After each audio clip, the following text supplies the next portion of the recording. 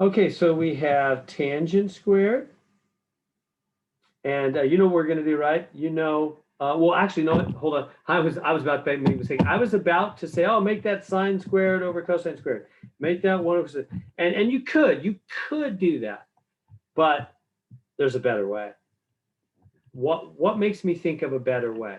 You know what's in my mind? Remember the two most important formulas. Sine squared plus cosine squared, one of the two most important formulas in this section. That one, and that one's not helping. There's no sines or cosines here. What's the other one? 1 plus tangent squared is secant squared. There it is. That's the one that I'm thinking about right now. I'm looking at what we've been given, tangent squared minus secant squared, and I'm thinking, wait a minute, I bet I could do something with this guy. I mean, that's awfully similar, right? I bet I've got to use. So I'm not going to go to sines and cosines right now. No. I'm going to figure out some way of using this. See how I'm thinking? That's what's hard about this section is you got to kind of get experience with what to do. And here's the experience. You look at this and you think about this, because these are the two most important formulas in the section. So you look, go, oh, I'm going to use this. How are you going to use it? Well, secant squared is equal to 1 plus tangent squared, meaning anytime you see secant squared, you're free to replace it with 1 plus tangent squared. So that means right there, this secant squared, I'm going to replace with 1 plus tangent squared. All right. So what do we have then? Tangent squared of x minus, and then I'm going to put this in parentheses, 1 plus tangent squared of x. Why? Because secant squared is right here. Secant squared equals 1 plus tangent squared, meaning anywhere you see secant squared, you're free to replace it with 1 plus tangent squared. Is that good? Now, why did I put parentheses around that?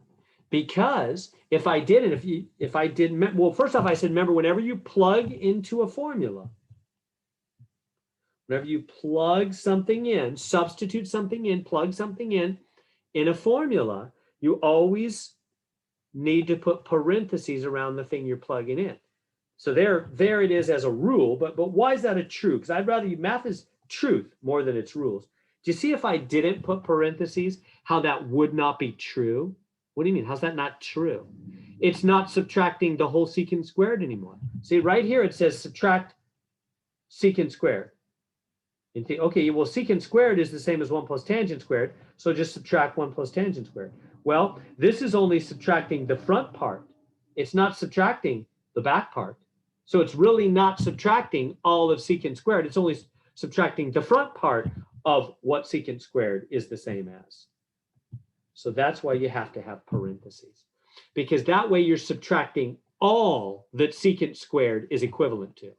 Secant squared is equivalent to 1 plus tangent squared. So if they want you to subtract secant squared, then you need to subtract all that secant squared is equivalent to, not just the front part.